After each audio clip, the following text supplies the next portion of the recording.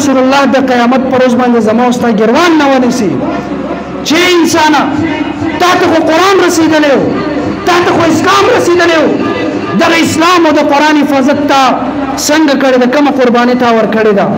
او ما او تا سره د اسلام او د قرآن قدر احترام نشته د دې وجه دا ده چې ما او تا د قرآن د حفاظت دپاره په میدان کې نه یو جنګېدلی ما او تا د قرآن د حفاظت دپاره خپل بچي قربان کړي نه دي ما او تا د قرآن دپاره خپل دغه کورونه نه دي پرېښوستلی انشاءالله ټول خلک دا عزم وکړي دا عهد وکړي چې خپل دا ژوند بدل کړي د قرآن دپاره خپل زندګي وقف کړي که نه رب العالمین به تباه و برباد کړي محترمو د قرآن حفاظت به ټول کړي انشاءالله